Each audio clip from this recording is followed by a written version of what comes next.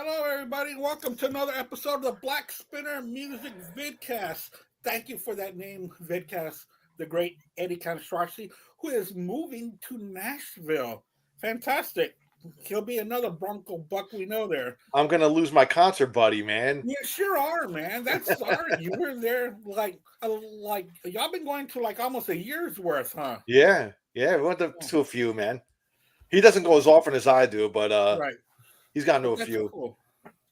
That's cool. Hey, thank you everybody for joining us tonight. It's a special Monday edition because we are busy late the rest of the week. Say hello to the co-host Al. What's up, Al? I'm doing good, man. How you guys doing? We're doing all right, man. And also, the great Joseph Staub is here with us today. Fighting through a cold, but I'm here nonetheless. Yes, great. You've got a cold just because you're cool, man. That's why. That's all that it is. You're just cool. Your cool just got out of hand. Yeah. Sometimes I can't keep it inside anymore. You can't control it. You caught it at that Zeppelin tribute show. Definitely. Yeah. No, I think it was at the Chicago one the next night. Oh, okay. No, a lot of sickness going around that place, I'm sure. Oh, geez. You know that Get the Let Out is coming here too, but dude, I don't know how much you paid, Joseph, but I can't see myself paying $50. I paid like 50. Andy, I'll tell you, they are one of the best things I've ever seen in my life. Best things? Yes. The way that they recreate the Zeppelin sound, they have 7 musicians on stage. Okay. Because they're doing everything. Like if you go see a lot of bands doing Zeppelin, they cut out a lot of like the really in-depth stuff. Right. When they do Nobody's Fault But Mine, they have 3 guitars on stage doing that intro to actually give the thick sound of the record of all those overdubs. They do a little mini acoustic set in the middle. Yeah. They actually have a mandolin on stage. They have one of the guitar players is playing the lap steel. They go all out. They say it. They aren't there to dress up like Led Zeppelin, like you're going to a Led Zeppelin show in the 70s. Yeah. They're there to play the music, and they play. I mean, there's stuff that I never expected to hear them play. Like they played Royal Orleans. Yeah, like, that's a deep one. Yeah, very deep. They played like 10 Years Gone was amazing. Like they did so many they played stuff you expect them to play, but they played stuff you didn't expect them to play, and just such a cool experience. And the crowd was awesome. The crowd was so into it because there's people that they have a pretty like cult following where there's people that will like travel to go see them and stuff. And they're coming here in March or April, and I look at tickets. I was like, I don't know. Yeah, I saw they're doing a lot of Texas dates because I was looking because I was talking to Jerry, and they're doing one show in Tennessee, and it's this Friday. But I saw they were doing a lot of Texas dates. They're doing a lot of Florida dates, I think. A lot of Florida dates. Yeah, they're coming by me here in Tampa, either Tampa or Clearwater somewhere. Mm-hmm. And then I think they're coming back up this way then too. They play up here quite a bit. This was the first time I got a chance to see them. I thought they were excellent. All right, you're selling me on that, Joe. I might have to go do that. Okay, let's do our segment of What's Spinning, which means what have we been listening to during the past week. Go for it, Joe. All right, so I got 2 albums I want to highlight. One we've talked about a little bit recently on the show, a band that I've been listening to a lot. This is actually an album that Al got to see performed live, I believe, in its entirety on this tour, and that is Marillion's Fear. Oh, yeah. Which is an acronym for Fuck Everyone and Run. It is their kind of social commentary on the year 2016. It was released late in 2016. And it is, I mean, a lot of people viewed this as kind of like a return to form for them. They'd released a lot of albums in the late 2000s people weren't really huge on.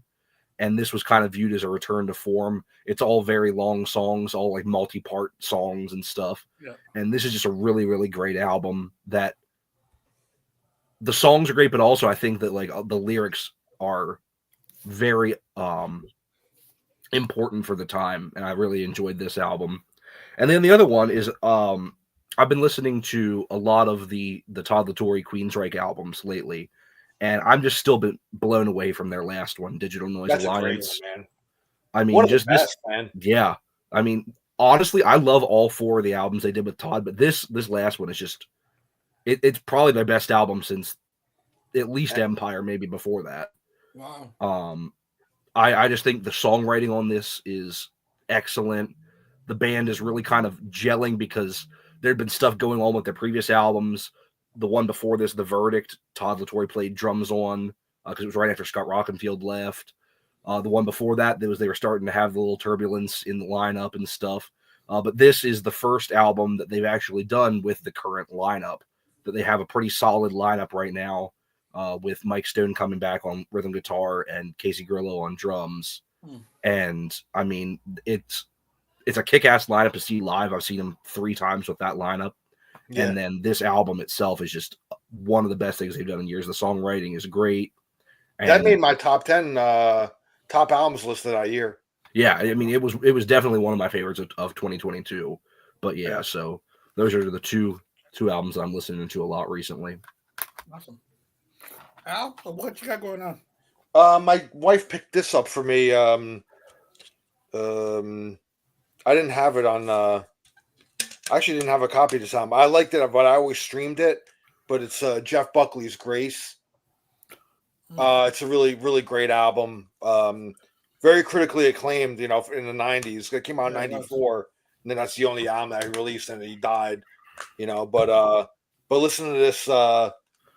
It's a really good album. It deserves the accolades it gets. I think it's a really strong album. He could have did much more, if had he lived, he could have probably ruled the 90s, man, Yeah. But yeah, man, I always see this on like a lot of lists and stuff, and I always was like, well, what's the fuss about? And I spun it, and it's great. I mean, the song that always gets picked on here is Hallelujah, his version of Hallelujah. But I mean, Mojo Pin, Grace, Last Goodbye, Lilac Wine. There's a lot of great songs on here, man. That album as a whole is really strong. So Jeff Buckley, and then the pre-order that I did came in of Raven, the new Raven EP. Nice. And I got one of their older. I got All Hell's Breaking Loose on vinyl as well. They had a special on that, and then it came with a signed print. And then I know this is autographed inside. I have to break it open. I didn't break it open yet, but I was gonna do I think I'm gonna do a video tomorrow, and I'm probably gonna open it up and talk about it and stuff. But and it came with a cool Raven patch too. So it was really cool, man. He kind of sold me when it was on Ralph's show, Almost Human. They were promoting this, so I was like, I went to their website and I pre-ordered it, and it wasn't that expensive. It was actually it was fairly. I was thinking about it. I didn't get a chance to yet, but I saw they weren't charging much for it. And it came over here all the way from England. So I mean, the shipping was a little bit, but the album as a whole, and I think they only pressed 1,000 of these. Mm-hmm. So there's only 1,000 made. I know, like Ralph opened this up and he showed it's signed inside, and then there's it's limited to 1,000 copies. So I think his was like 500 something. I'm curious to see what mine is when I open it. So, but I'll probably save that for tomorrow and make a little video of it. They're a band with just such a great relationship with their fans. I mean, when I saw them last year, I mean, even though they played a small place like I've talked about, they put on one hell of a show. Yeah, and the people there were excited to be there, excited to see them, and I'm dying to see them live, man. I've never seen them. They even how 50 years into their career, they put on a phenomenal show, especially for just having 3 guys up there. Yeah, and they're just going nuts the whole show, and they put on one hell of a show. And I always liked them, way back, in the day. I always heard about them, and the bass player in my band was a huge Raven fan. He let me borrow a few of their earlier albums, and then I have a few of their earlier albums on cassette as well. So, but I want to complete their catalog. I want to get like CDs, and they have a good box set. I have a box set of all their early stuff up through Live at the Inferno, I think. On CD. One of those like the ones I have with like the REO Speedwagon box set. I think it's that same record label. Like I don't know. It's like those album. It's like those album collections. Yeah, I know. Similar, but it's actually a little higher quality. Like it has a full booklet in it and everything. It has like liner notes instead of coming just in a cardboard like thing. Right. It's cardboard, but it's a little heavier duty. It's like glossy and stuff. It's not one of those like where it's just little. It actually, they put some effort into it. It was pretty cheap. I got it for like $25, I think. Yeah. And it was Yeah. the first 3 studio albums and Live at the Inferno with all the bonus tracks and everything. Oh, cool. All right. Yeah, I gotta check it out, man. I did go thrift shopping too, so Awesome. I don't know why, but I like hitting the thrift stores. I picked up it's a promotional CD of Beck's first album, Mellow Gold. Oh, wow. It's just a promo CD, but it was only like $2, so I got it. I mean, I have the actual CD, the album, but I think when I was reading up on it, there might be 1 or 2 songs that's on his promo CD that's not on his regular CD. Is So that it's a the little Mellow different. Gold one? Huh? Is that Mellow Gold? Mellow Gold, yeah. Okay. Yeah. Yeah. That one. And this is an interesting Fleetwood Mac Rumors. It's it's like a Korean cassette. It didn't have the cover or anything, so the lady was nice at the thrift, so she just threw it in for nothing. She's like, you can just have it, you know. So it didn't have the cover, but I saw it and I was like, it's kind of interesting.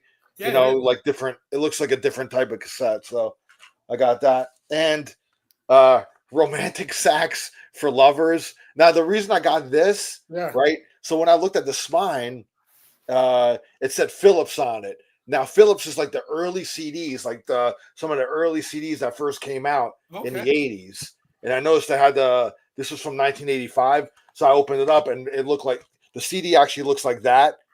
And that's an early like pressing CD, like one of the, when CDs were like, nobody was buying really CDs yet, when they were real expensive. And the actual case for collectors, like, it's smooth on the edges. Whereas when you feel the edges of your CDs, they're ridged. Ridges, yeah.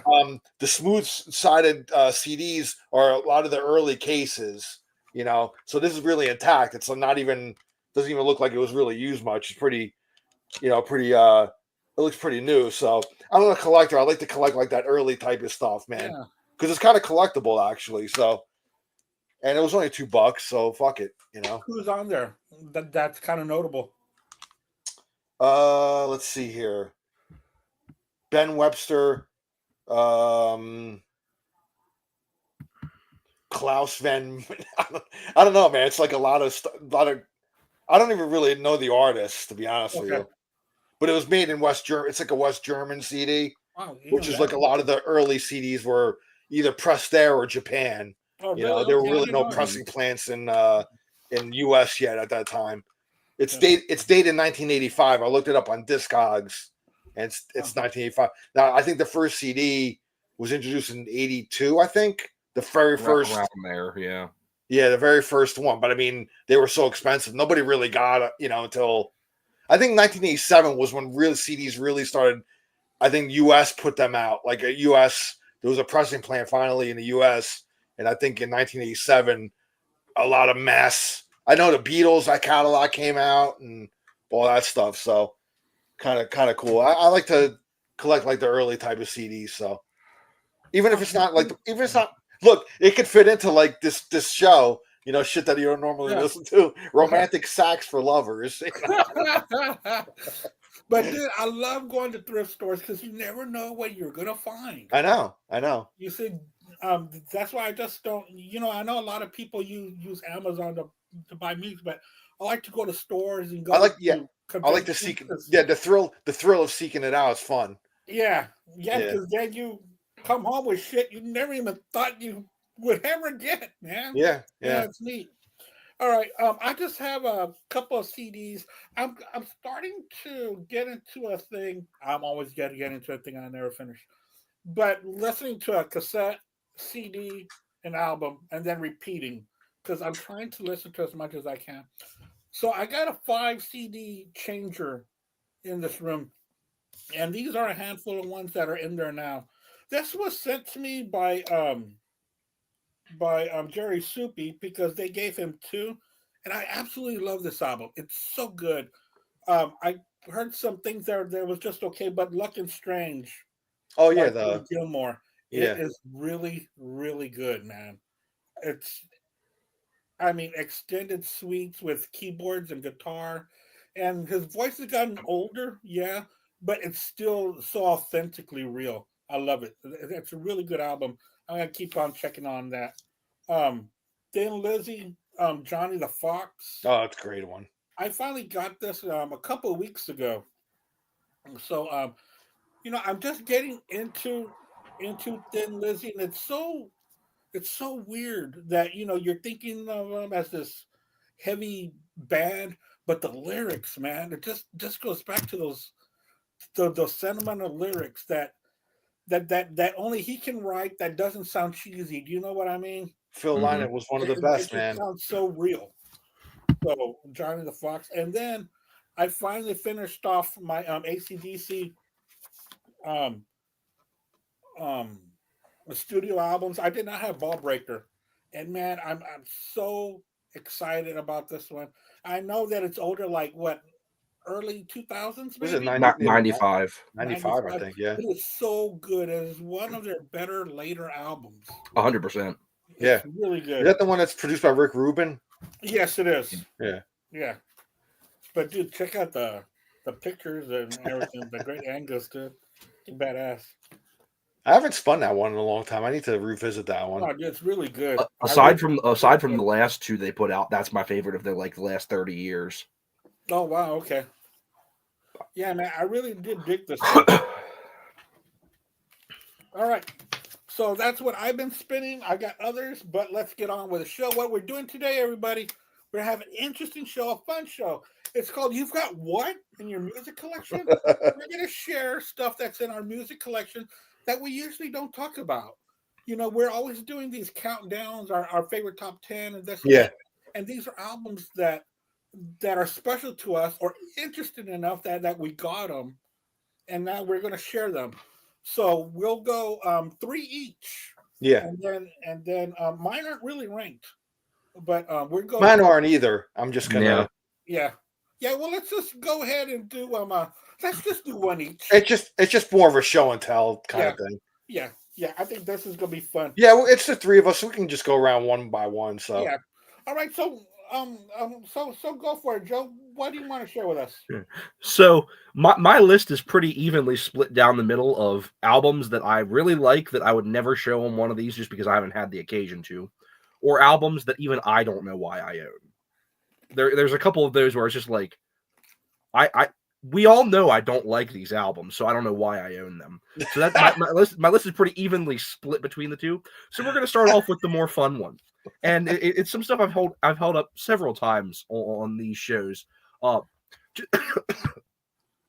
To this day, I still don't know why I own the shitty 80 Motley Crue albums. I don't know why I own them. I do. You're a completist. Exactly. But I own these pieces of shit. I will never play them again. You gotta buy them all. Oh yeah. No, I literally they released one good album in the 80s, but I own the rest of them. So that's where I'm kind of at. Is I don't know why I own these, but I do. So that's how I'll start out my list. Is these lovely albums. Wait, you don't like Too Fast for Love? Oh, I hate that album. Oh, really? Okay. I've been very well known on these shows for how much I hate that album. Okay. Yeah, no, I love Livewire and I love the song Too Fast for Love. That's it. I think it's one that you said you also like Merry-Go-Round and Round. Oh no. No. I think Take Me to the Top is a great song. For me, the production just ruins it so much. Well, it's pretty much a demo, It is. And they've admitted that, it's very raw. I think for me, it's because I was so late coming to that album. Yeah. Because I knew, I probably knew stuff off these albums before I knew even like Shout at the Devil. Yeah. So when I knew the hits off these albums, and I like some of them, I still do. I love Wild Side. I love Don't Go Away Man. But then when I went back, I don't think those. I think those albums have a couple good songs on each. They're not total turds for me. But... maybe like one, maybe two songs. I'd say maybe two redeemable songs on each of these albums. But then I went back, of course, with Shout at the Devil. Fell in love with that. Fell in love with the '94 album, and then I finally went back because I knew Livewire. Went back and listened to all of Too Fast for Love and just hated it.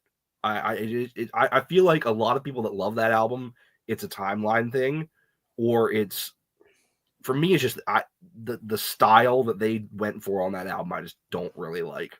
It was very of the time, and for the same reason, I think why a lot of people are hit and miss with, for example, like Kix's early albums. They're so different from what eventually would become their sound. Yeah. And I grew up on those albums, whereas I did not grow up on Too Fast for Love. Yeah. So I think that's probably one of the reasons that it has never meant anything to me. So that's probably just, if I think about it, that's probably why.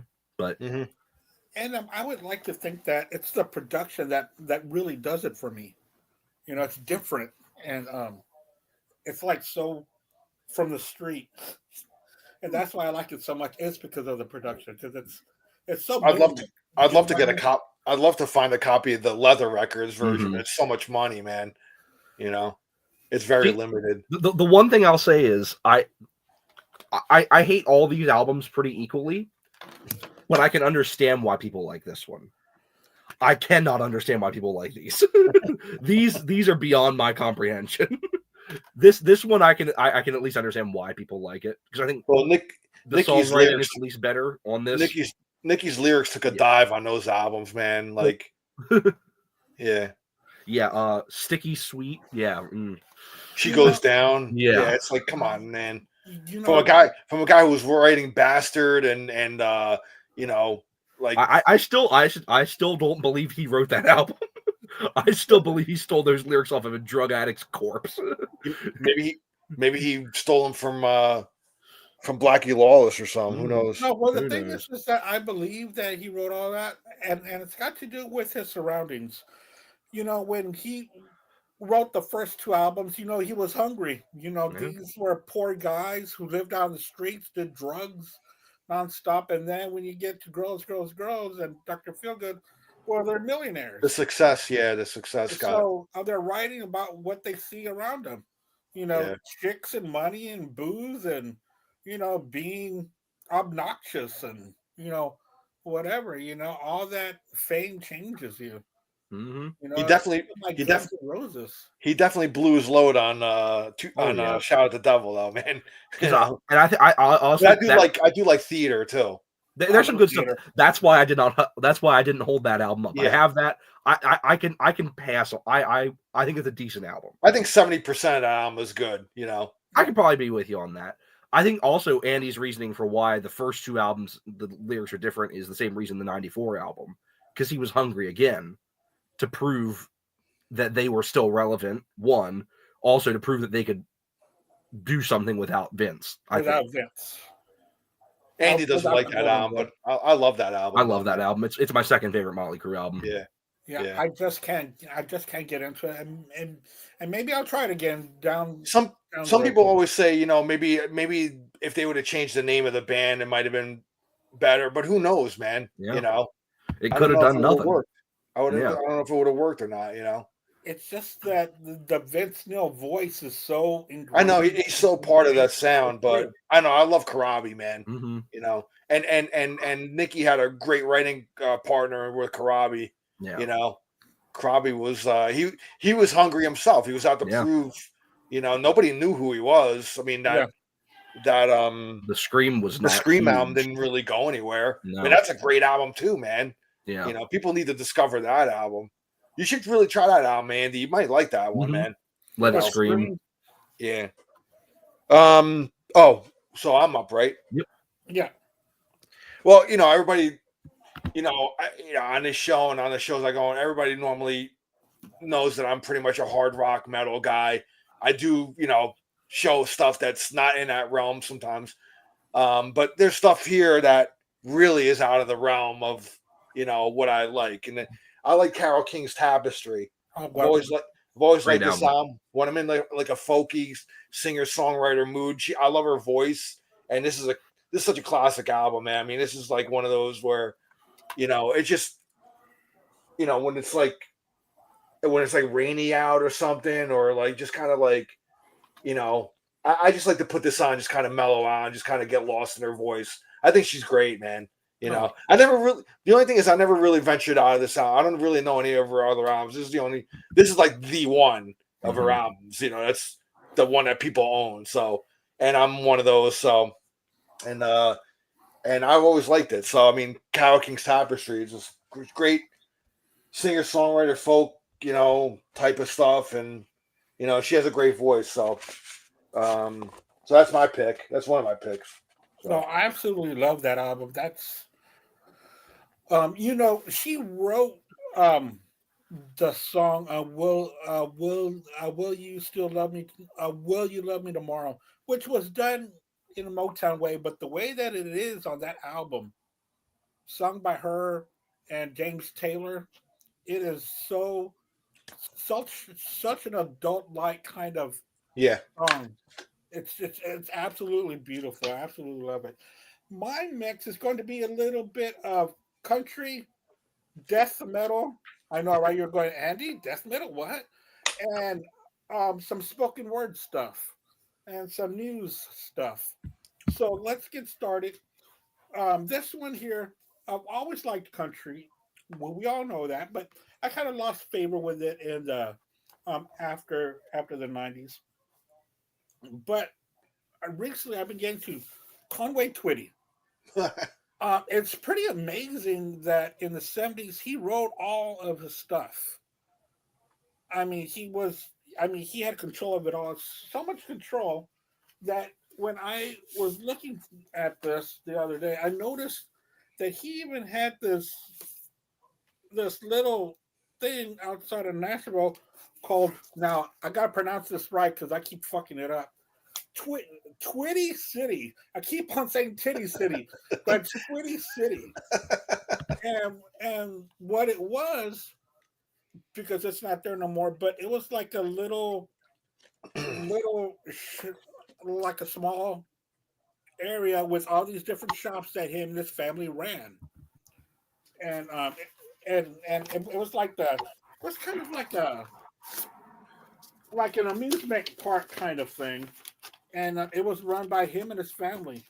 But man, there's so many good songs on here. I really like his songs, and what got me into him, it's funny because I always would, Conway Twitty this and Conway Twitty that.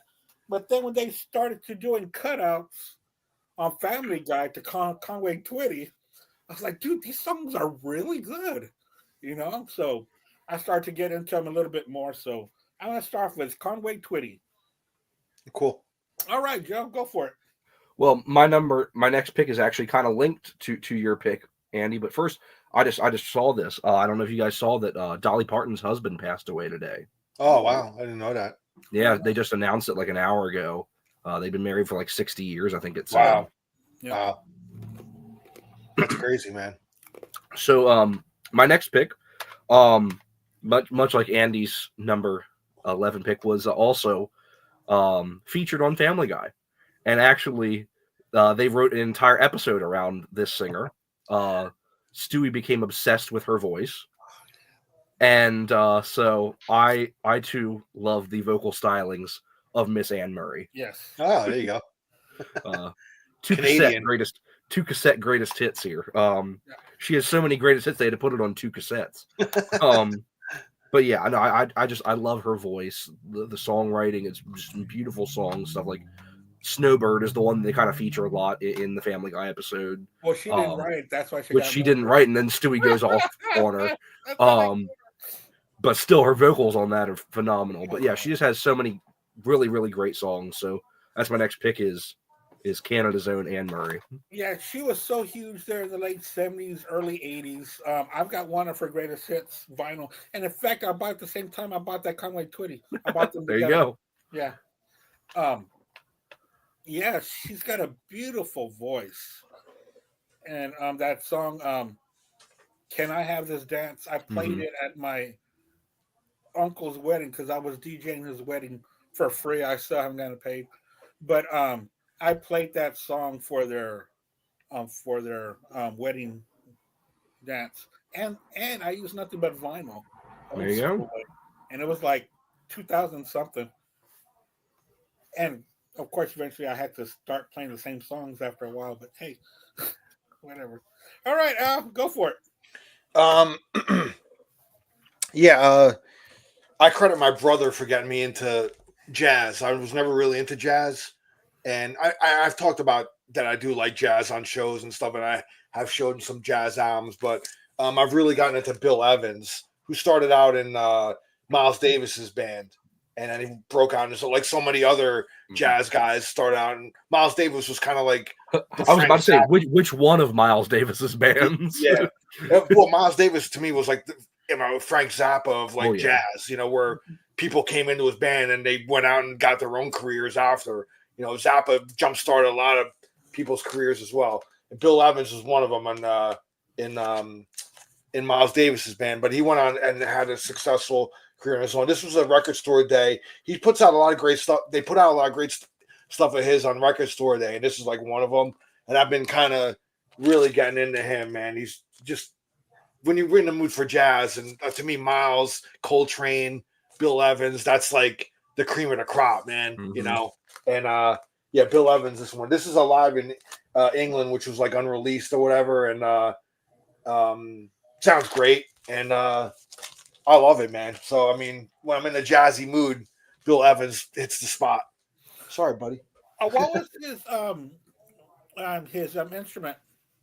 Piano. Piano. Yeah. Cool. So, cool. Great. I think this is a trio too. Oh, I believe. I love trios, dude. They're so crazy. Yeah, man. I mean, you can't go wrong with a little Bill Evans when you're in a jazzy mood. So, and I credit my older brother. My older brother was a big Miles Davis fan. I mean, he was a hard rock guy like when I was growing up. But then, when he went off, got married, and then, we were kind of like, he had moved out of the house for a few years, and then he got me a job for where he worked for a township. Yeah. And I was there 12 years. And then when I started working there, he used to have a lot of jazz on the radio. We used to have there, and I was like, wow, you really got into jazz? He's like, yeah, he would go to like New York City and go to, jazz clubs and stuff like that, and he really got into it. So as I listened, I was like, wow, it's really good stuff, man. And then I kind of branched out, like, I kind of knew fusion, you know what I mean, before that. So hearing like pure jazz, like, was like, so yeah, I can hear what fusion kind of got that stuff, So it was cool, man. So thank you, Paul, for branching me out too. That's awesome. Go ahead, Andy. I don't have that much jazz in my thing here because I've been talking a lot about it. Yeah, I mean, I kind of skipped it.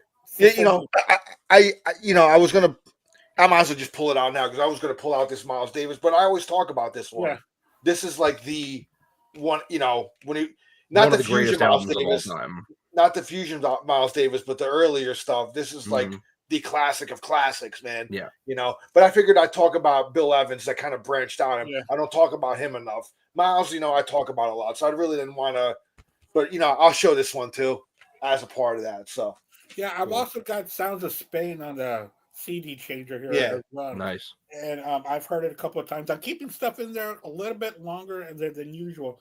And you're like, man, that song's already been 14 minutes. It doesn't feel like that. It's just so good. You get lost in it, man. Yeah, like, you really do, man. That's a sign of like good music. Really about it. On Sirius XM, there's this channel, but it's so hard to find because I forget about it. It's called Radio Classics. It's when they have old radio broadcasts. Oh, okay. Or television. You get all these great actors that they would do on the video. So I found this 20 CD pack for $2. Wow. Yeah. I mean, and it's beautiful, man. It's got all these CDs, and it's narrated by Walter Cronkite. Oh wow! And okay, it's the greatest old-time radio shows of the 20th century, and it's got different episodes of the Green Hornet. Oh yeah! Wow. Abbott and Costello, Dragnet before Dragnet went on TV.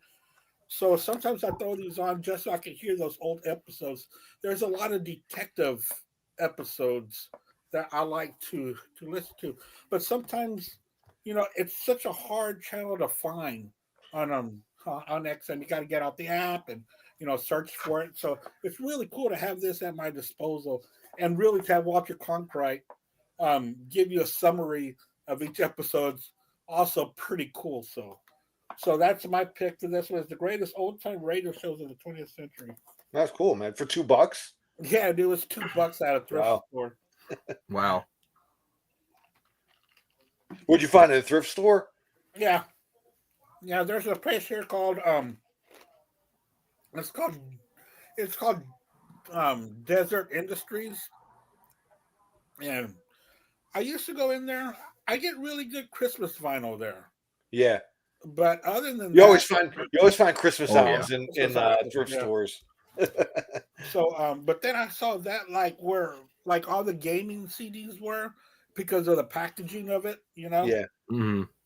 So I was like, what is this? And then I started looking at it. I started looking around to see if someone was going to take it out of my hand, which of course nobody is.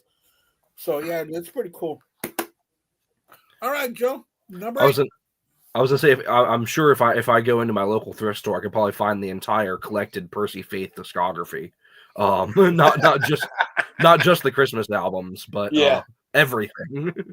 My next pick is one of the most infamous albums of all time. When I was in high school, I volunteered at a record store and I would get discounts on stuff. And I saw this on vinyl, and being the OMG Kiss nerd that I was, I just had to pick it up. And then I listened to it.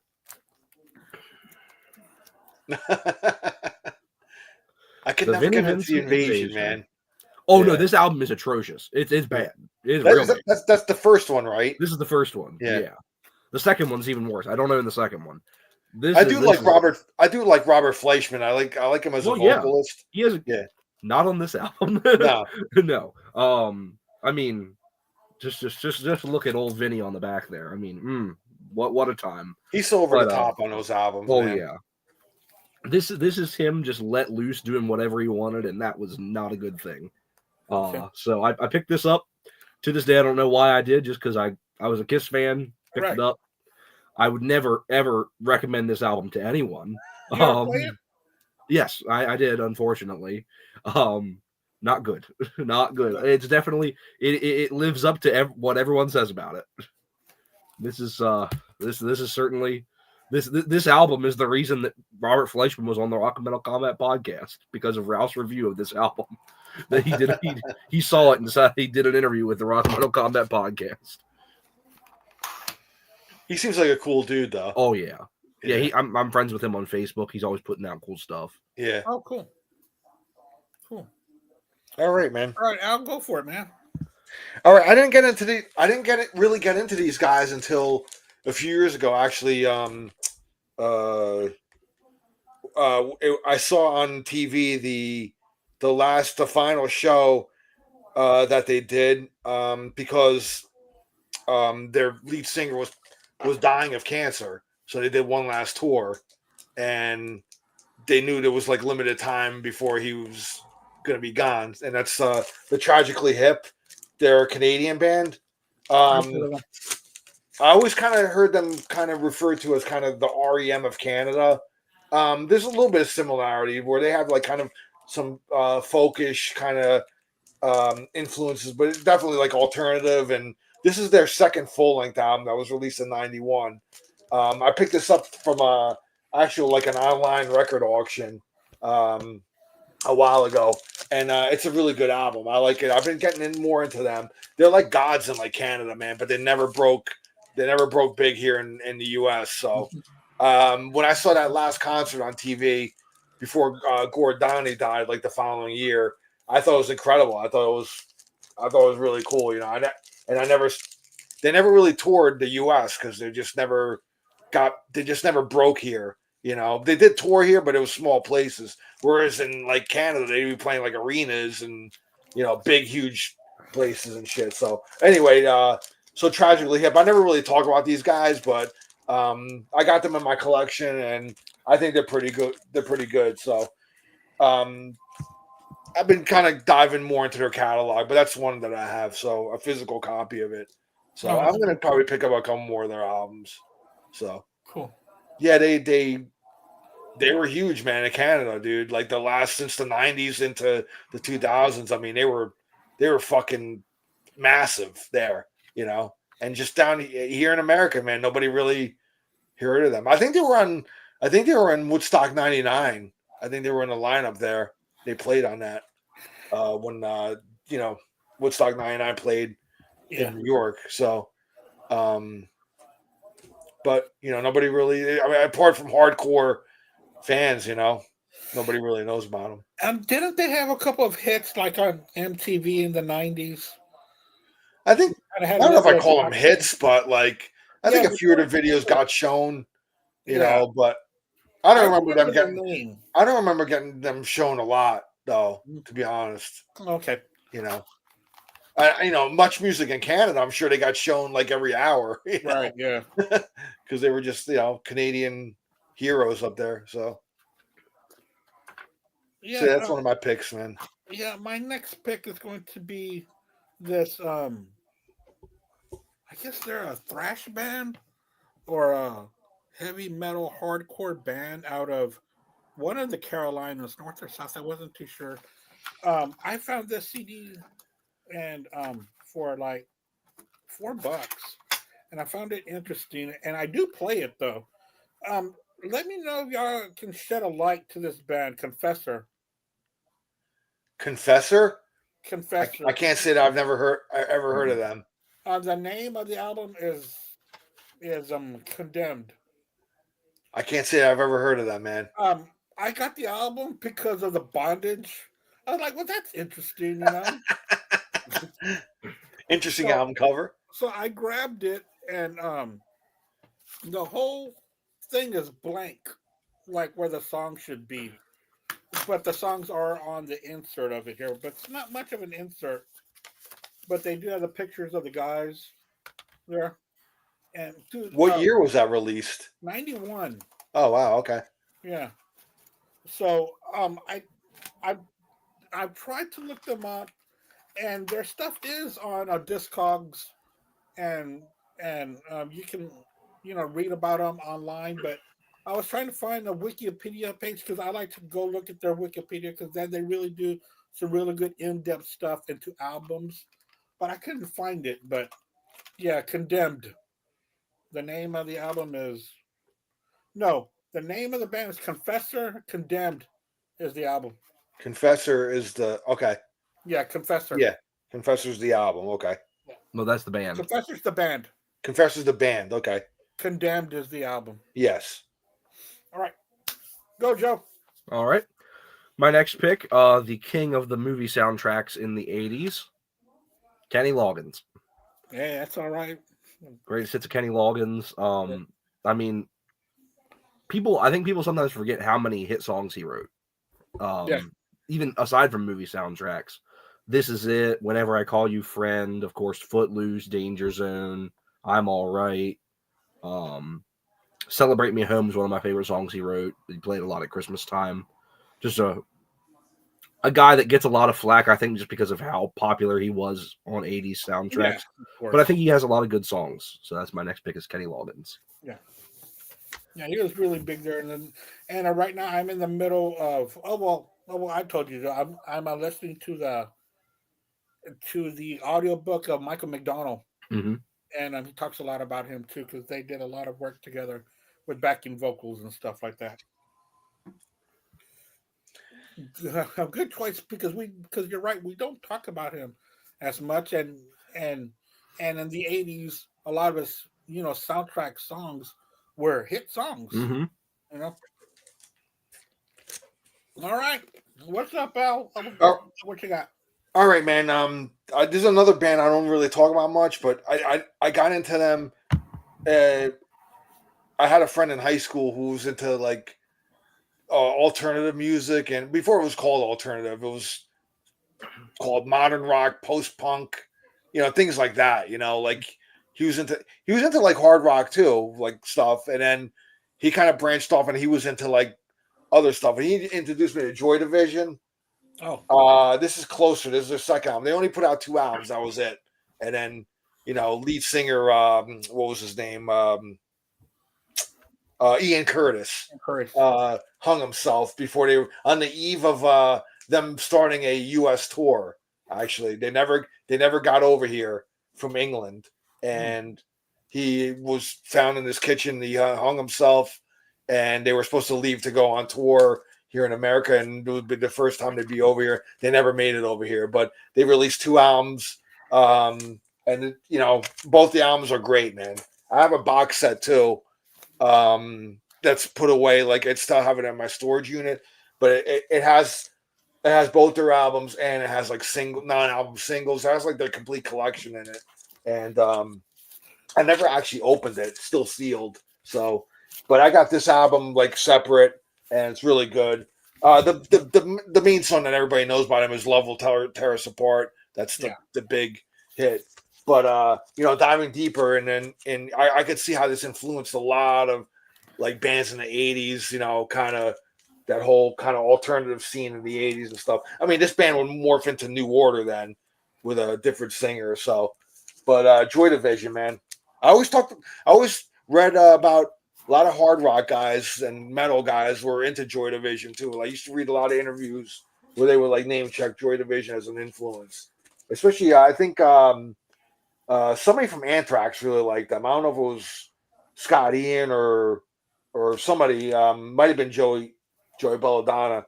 But I remember one of them wearing like a Joy Division shirt and like talking about them one time. So I used to like kind of, when I would read interviews and they, guys would name check bands from bands that I liked.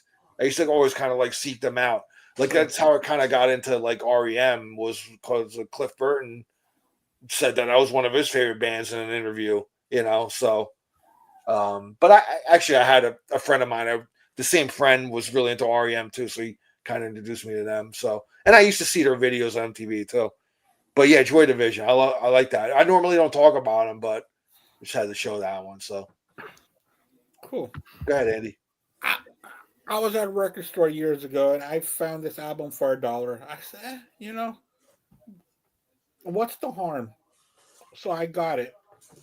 And it's absolutely, I don't know what the hell I'm listening to. It's weird. It's like this death metal that I've never heard of. I've never even heard of this band. And I think the lyrics are sung in German. But the name of the band is Kaiser. No, it got me on that one. Yeah. The back of it scared the shit out of me. I was thinking to see maybe Bushy might want this, since he likes that heavy music, and he went to, his father was stationed in Germany and stuff like that. I bet you Ralph or Tony Dio would know who they are. Yeah, Probably.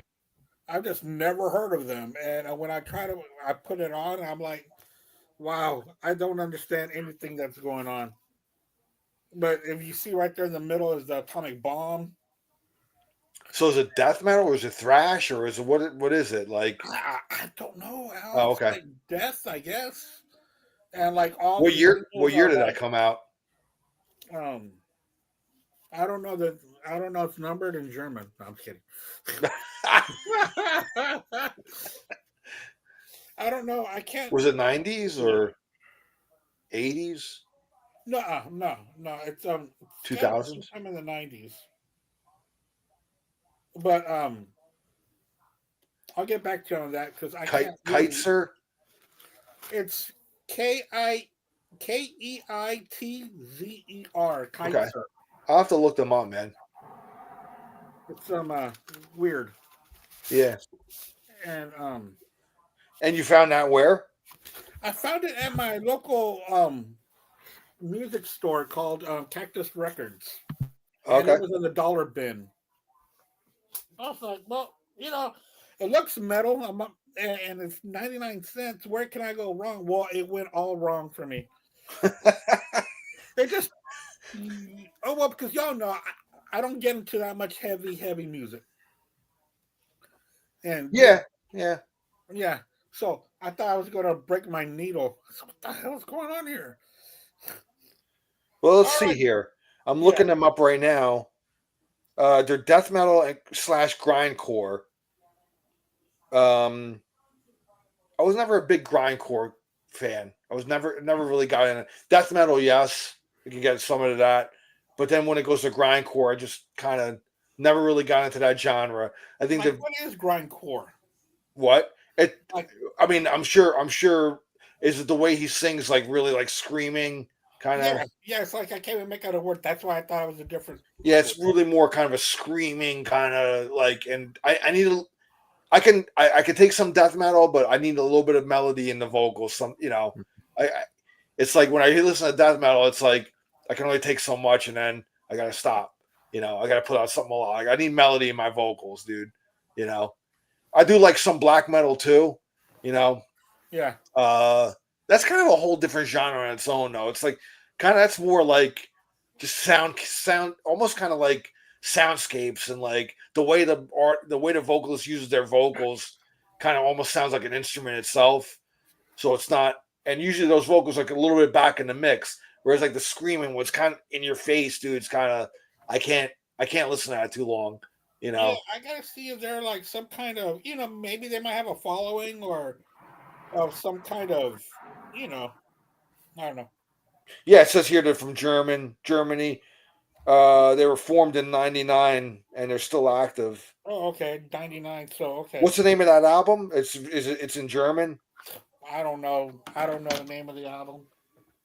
It says here. I mean, they don't have a lot of albums. It's just. Oh wait, hold on. Yeah, they do. Yeah, I don't even see a title for it. Okay.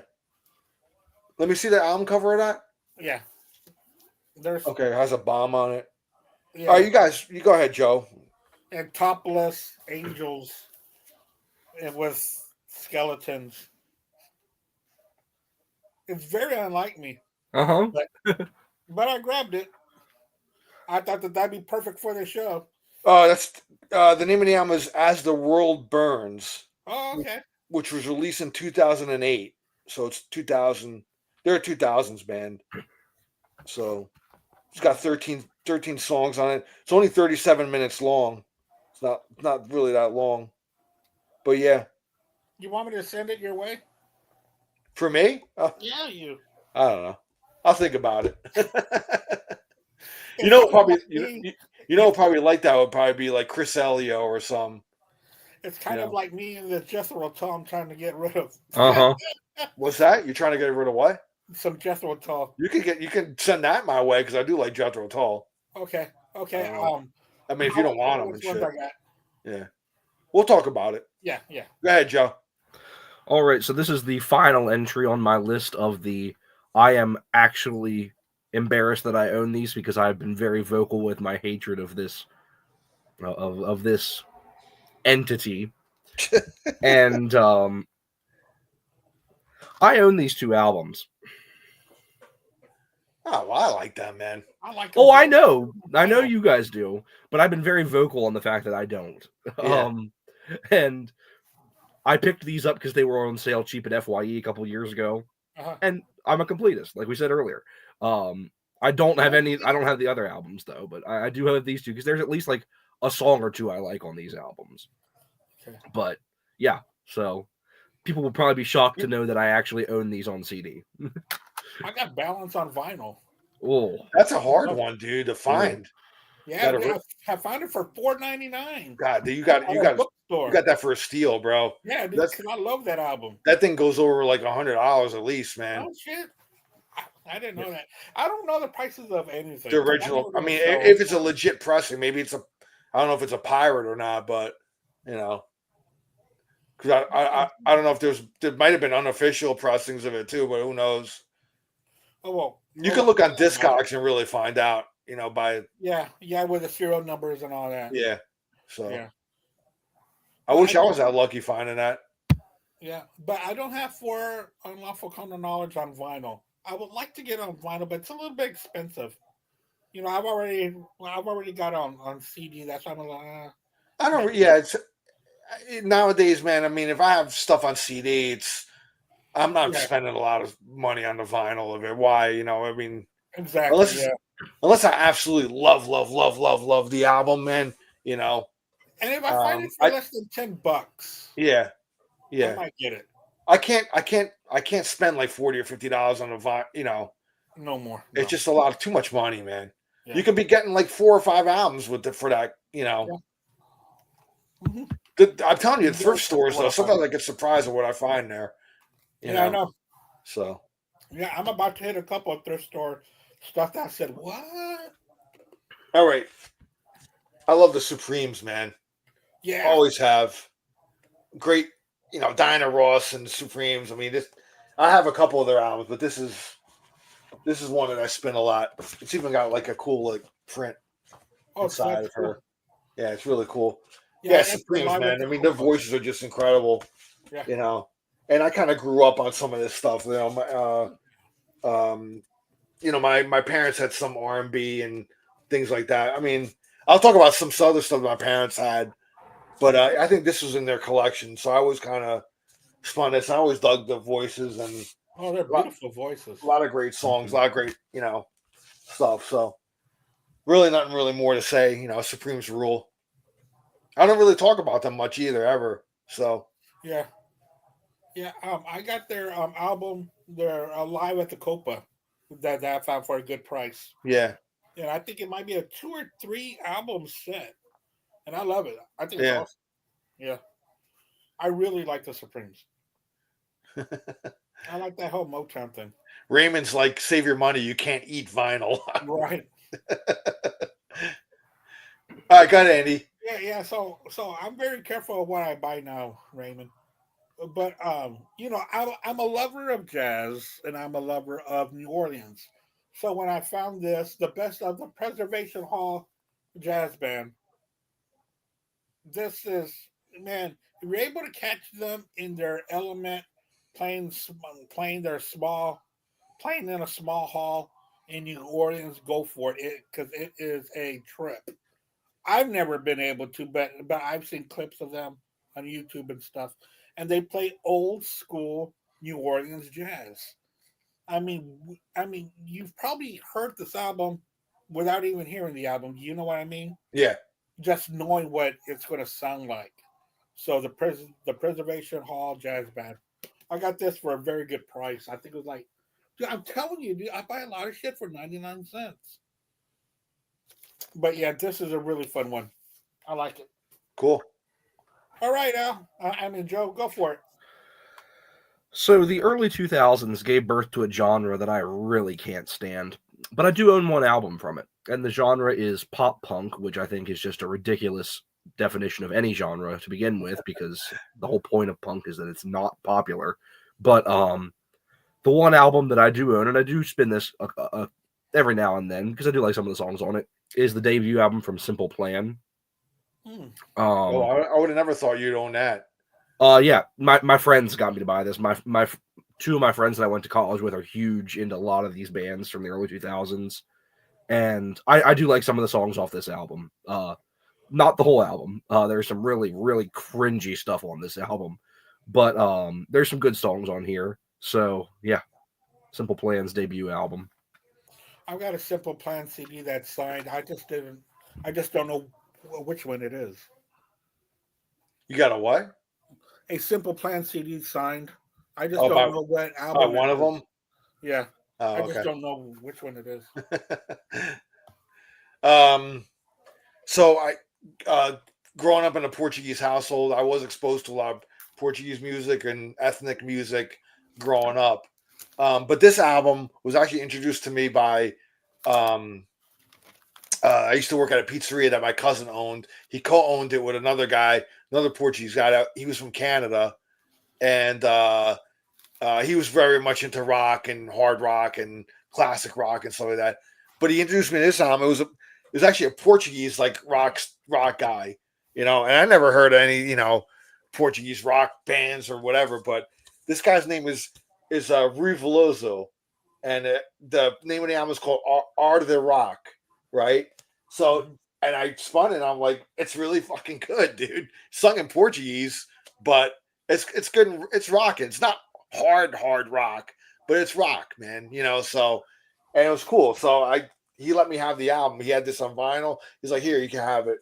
And I took it home and I spun it. And once in a while, man, I throw this on, man. just to be a little, I listen to something a little different. But it's cool, and I've kind of like, I've kind of researched like some more like Portuguese like rock and bands and stuff. I mean, there was quite a decent scene there, you know. So, but this is this came out in 1980, so it's kind of, early and stuff. So really cool. So I guess like rock scene in Portugal started to blossom like late 70s, early 80s. There was like bands and artists that started coming out with like stuff. So I don't know. I just kind of like it. So Ruthless. I never talk about this, so Yeah. I just figured I'd throw it on here. So kind of cool, growing up with that stuff. Yeah, well, that's what's cool about tonight's show is that we can share the stuff that we usually don't get to talk Yeah. about. Yeah. So go ahead, Andy. Yeah, this was a few years ago, and I was listening to some radio show, and they were talking about this guy, and when he was talking, I was mesmerized of his stories of Americana, and I'm talking about it's a the 3 album set of the best stories by Will Rogers. Will Rogers. And Like I always hear about the Will Rogers Institute. Isn't that like? yeah, exactly. It's named after him. But what he was that he was like a newspaper humorist kind of guy who would go around the country and find like interesting stories about people Yeah. that he would meet out there on the road. And he died in 1935. Oh wow. So a lot of these stories were from the teens and 20s, and talks a lot about the government back then. And he was like a humorist, and he might have been like one of the first. What's the word I'm looking for? Like a radio personality that talked about social issues and stuff like that. So this is a 3 album set that contains some material never before released on records. They're timeless observations from his original radio show that ran from 1933 to 1935. And he's a funny guy. He really has a lot of observations that are really cool. Yeah. And I'm a big, not a history buff like Joseph here, but I do enjoy it. So this is a really interesting one. It's Will Rogers, and it's a triple album, and it was so cheap. I was like, no way. So for me, that I really enjoyed what that segment that they were talking about him, and for me to find his stories on vinyl, man, I was ecstatic about it. So All right, cool, man. yeah. All right, go Joe. So these next, excuse me. So these next 3 picks are all things that I actually grew up on quite a bit. This next one, my family owned on cassette when I was growing up, and we wore it out in my mom's car all the time. And that is Casey and the Sunshine Band. Ah, Yeah. Some great stuff from the 70s. I mean, everybody knows a lot of their hits. Get Down Tonight, That's the Way I Like It. Like a lot of their big hits from the 70s, even in a little bit into the early 80s. But this is just some great 70s pop music. There's some great horns on this stuff. They were kind of known for that sound. shit. Van Halen used to cover them in the club Yeah. days. Yeah. It's cool, man. Yeah. Nothing wrong with KC, bro. No. I really like that slow ballad that they had. Please Don't Go. Oh yeah, it's so good. I love that song, and I was so surprised when I found out who it finally was. Yeah. Because it just doesn't go together with what you really know about Casey. And then when they came out with that ballad, I was like, wow. And then after you know who it is, you're kind of like, yeah, I can hear that disco ting to it, but it being in a ballad form. Mm-hmm. That's one of my favorite songs that they did. Yeah, which is a stroke of genius, actually. Yeah, a good pick, Joe. All right, Al, what you got, man? Well, I talked about jazz before. Every once in a while, I do like to throw on some classical. So I got a couple classical albums. Yeah. And obviously Beethoven's got to be one of them. what floored me like a while back is my daughter. She discovered, the power of the internet and I guess TikTok and all that kind of stuff. She asked me if I knew who Tchaikovsky was. And I'm like, wow, where did you learn about him? And she's like, oh, I'm getting into violin and like some classical and stuff. I'm like, I'm trying to push her into like maybe learning like violin. She seems to be like showing an interest in it. Yeah. So that'd be kind of cool, to get her. I've always dreamed of, my offspring learning an instrument like I did, but, I would kind of wish she would have taken to it earlier, but it's better late than never. You know what I mean? So Yeah, of course. if she's showing interest, I might buy her one and she can. But I do like I do like throwing on some classical too when I'm in the mood, man. So there you go, a little Beethoven there. My sister played the violin in school. Cool. And today's her birthday, actually. Oh, Awesome. How Happy old is birthday. Yeah. She is, well, she probably doesn't want me to say it, but she's 42. Oh, okay. 42. She's probably not watching. No. No, she doesn't even know I have a podcast. Not kidding. I don't want to bring anybody down with this album, but it has to be spoken about. It's an amazing piece of history. On November 22nd, 1963, we all know what happened on that date. But in Dallas, when it happened, it was lunchtime. And a lot of the major radio broadcasters were out to lunch or they weren't at their desk. Well, there was this little independent radio station called KILF that were at their desks when this started unraveling. The Fateful Hours. Oh, okay. And what this is live broadcasts of the news broadcast of what was going on. It's an amazing thing to listen to because it is something that happened in our country, but there was so much pandemonium, so much Chaos and so much misinformation, and they were doing this at real time. At the point that other radio stations from around the country started to pick up the feed because they were trying to figure out what was going on. yeah. And that's what the Fateful Hours is about. It starts off with just a rumor that gunshots were fired, and then it goes on to them. They're at the hospital and they're broadcasting what's going on and what they see, and this was before the internet, before there was any kind of misinformation. This was the bread and potatoes of journalism back then. Yeah.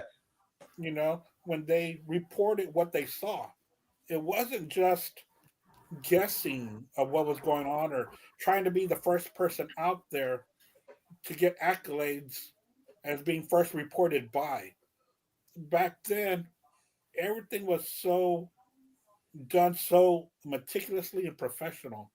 So this really is, I'm honored actually to have this in my collection, and I do hear it on that fateful day, which changed everything in our country. Even still today, it's always talked about of what happened, what didn't happen, but this is a account of what did happen, and regardless of who did it or who was behind it, or still, it happened.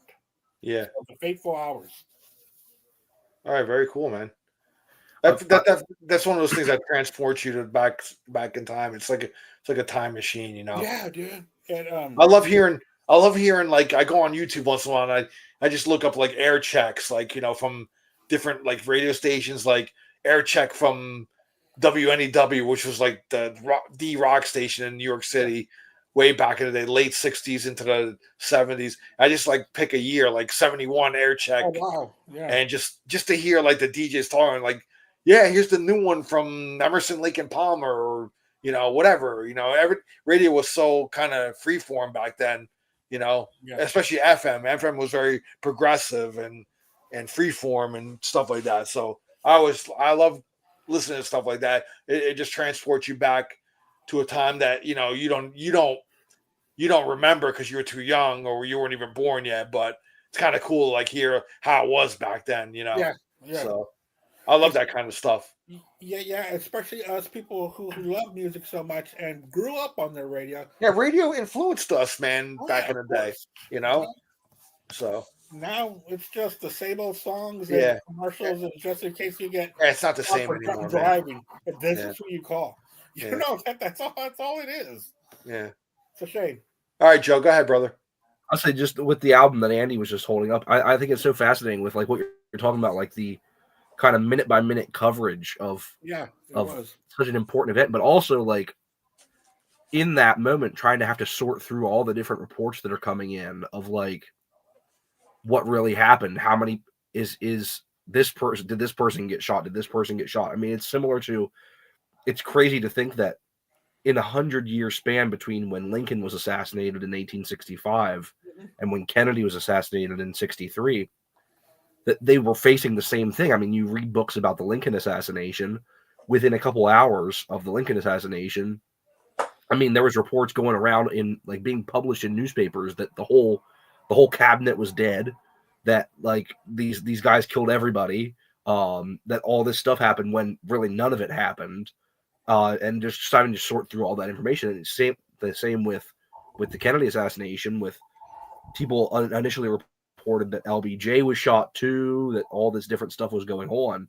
Yeah. And it's fascinating that even in 100 years later, and with all the advanced technology that we had by 1963, that being caught up in the pandemonium of something like that happening, still having to sort through all of that information that you're getting in real time, and especially when you're reporting it in minute by minute reporting like a radio station would have been, having to try to sort through, okay, what do we actually report? What are we being told that we believe is factual enough to actually air?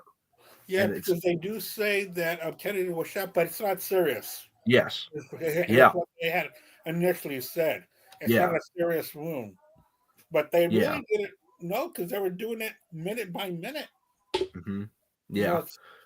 It was a crazy scene, and you can hear the chaoticness in the background and the voices that they were reporting in. So yeah. All right. So my next pick is definitely one that will get laughed at by a portion of the audience. But I grew up on this particular vocalist, and I do love a lot of her music, and that is Bette Midler. I really, really do love a lot of her music. I grew up listening to a lot of this. I mean, where's it at? I have The Rose on Blu-ray. Oh, wow. I have Beaches on Blu-ray. I just really do love a lot of like what she did with a lot of her songs. Even though she didn't write most of it, some of her stuff was more throwback. She had a hit with Boogie Woogie Bugle Boy, which was a big hit in the 40s that she revamped again in the 70s.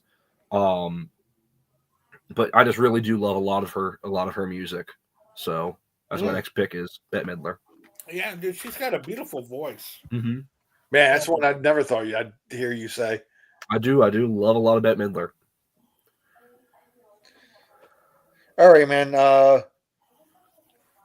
I'm not the hugest fan of modern country, but I do like this guy a lot, and it's one of my wife's favorite artists, and we've gotten to see him in concert a lot of times, and he does put on a phenomenal show, and I think like he kind of stands out from the more modern country. I mean, and that's Tim McGraw. I love Tim McGraw, man.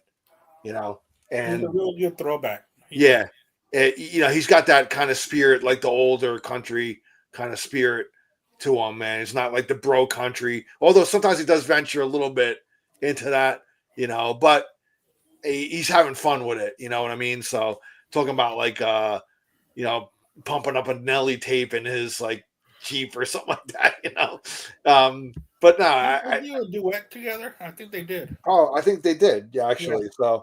So, I forgot the name of the song. It's not on here though, but he did the hook on it. It's Your Love with Faith Hill was one of our one of our wedding songs. So Oh, really? yeah, so it's kind of a special place, So yeah, Tim McGraw, and he put out a children's book like years ago, and he did Oh, wow.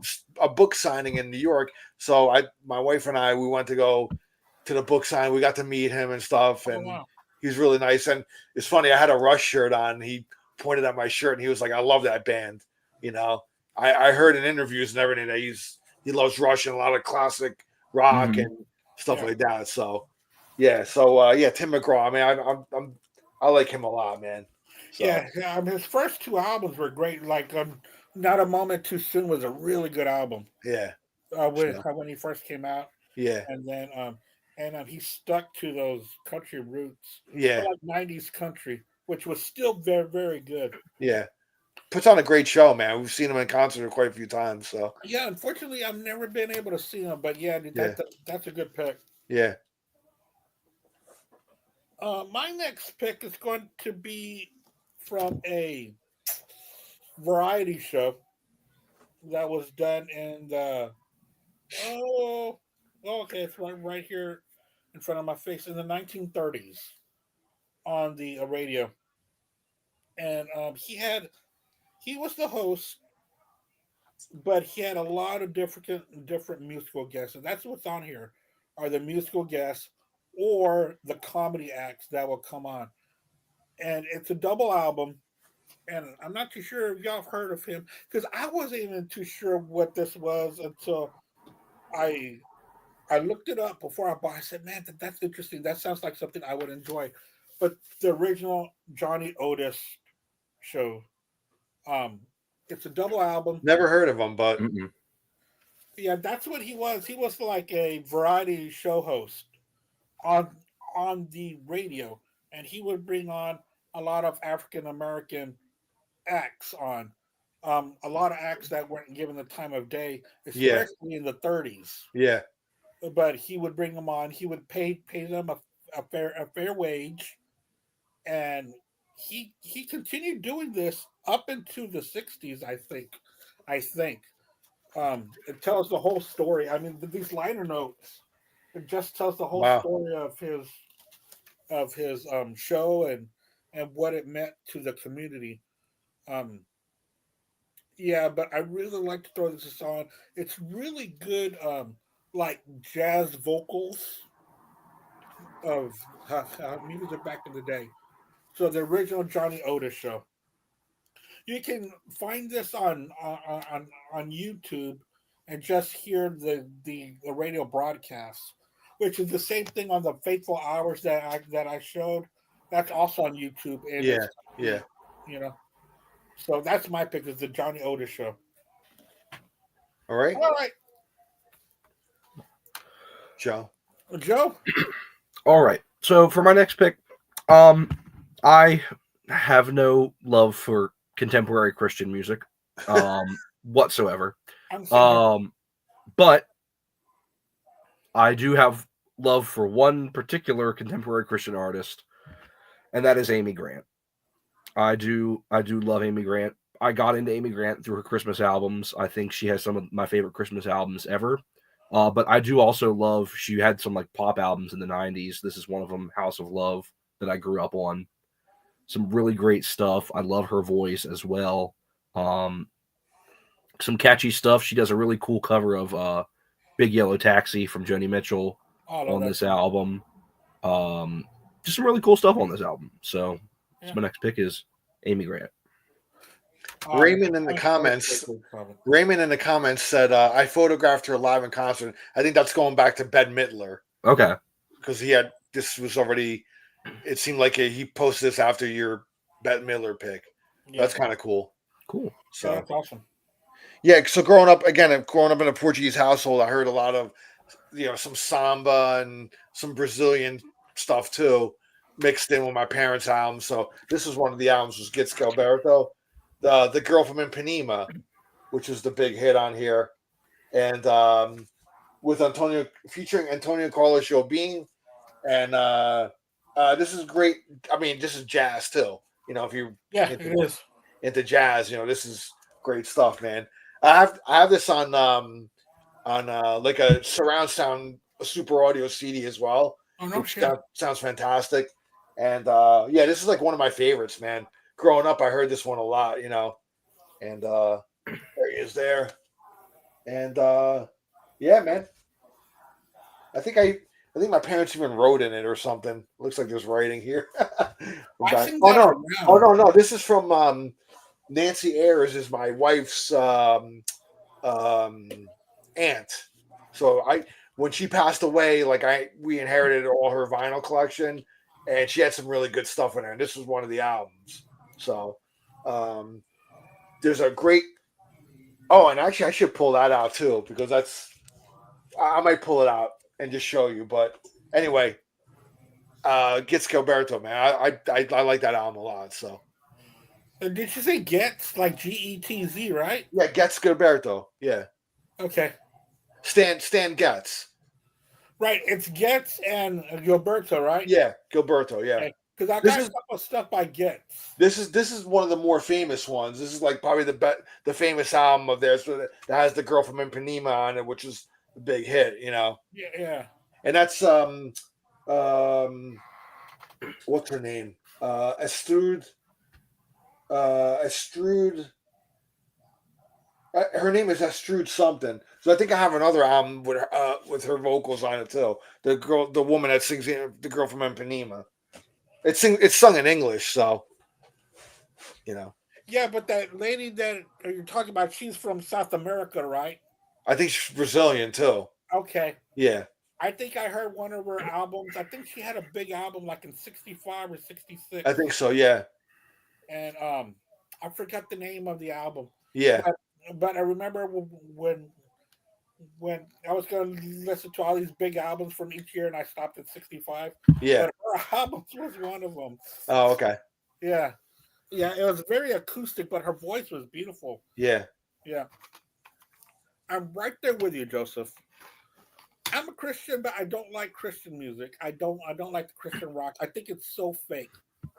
But I found this cassette, and I absolutely love it. I guess it's a little bit of gospelish, or it's just him singing his Christian songs. And when I found this, I didn't even know really what it was, but I grabbed it. It's Johnny Cash, The Holy Land. Oh, that's a great album. And what it was that him and June went to the Holy Land. Mm-hmm. And he took his tape recorder and he recorded his voice, talking about what each historical site was. Mm-hmm. And then he would came back home and sang the songs, but the songs are in between him narrating their trip. Yeah, which is really cool. And I know that he made like 3 gospel albums, but this was the first one and the only one I have.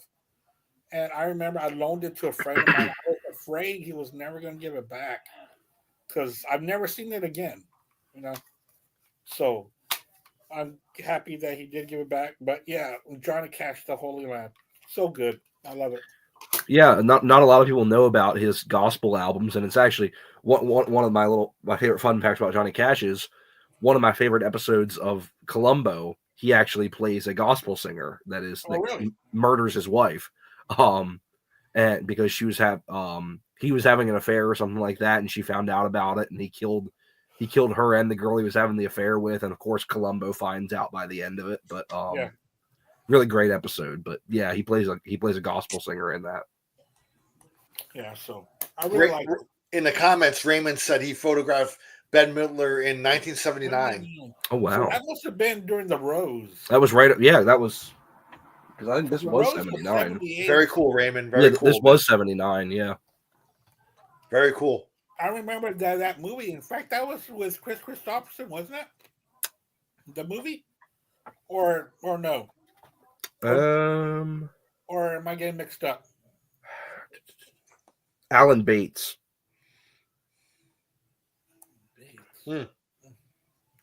I'll stick to Chris Christopherson. Yeah. I'll stay wrong. I'm okay. Oh, you know what? I'm getting that mixed up with A Star Is Born with Yeah, with Streisand. Barbara Streisand. Yeah. That's what it was. Yeah. That's what it was. All Yep. right, Joe. What's your next one? I don't even know what number we're on, but let's let them flow. We're on number 1. All right. Hey, All right. Andy, what were you just talking about? Because I missed it. Oh yeah. It's Johnny Cash. The Johnny Cash. That's it. Yeah. Okay. All right. Cool. Love this album, dude. So good. All right, Joe. So for my last pick, something that Al touched on a little bit ago, and I've talked about it here and there, probably not too much, that I love classical music, but I don't know if I've ever talked about how much I love classical music.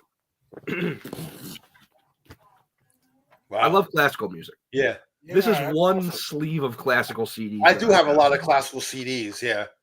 I do. I love classical music. I mean, from everything from Beethoven and Mozart to more modern stuff like Shostakovich, a lot of the 20th century composers.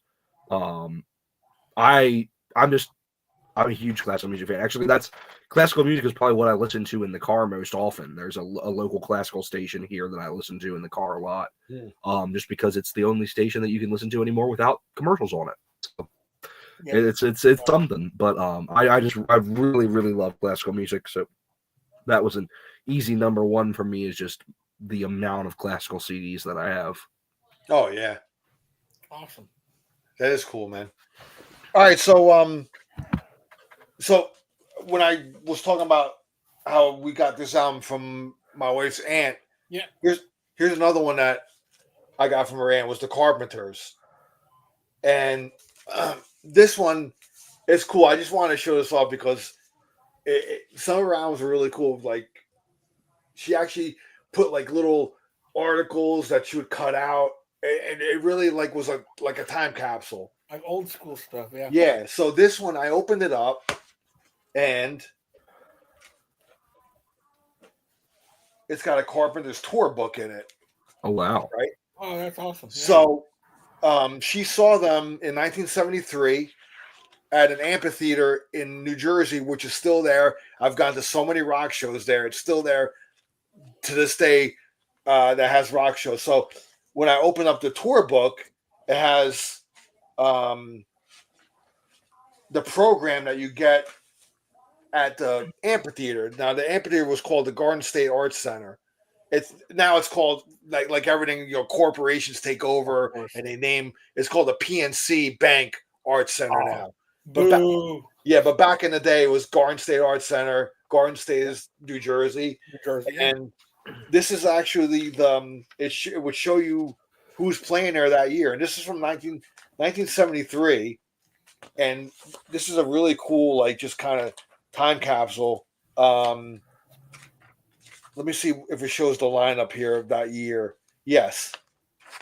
So apparently the Carpenters played a whole week's worth of shows there. Because here's another little kind of sheet on the Carpenters here, and it looks like they played from Monday through Saturday.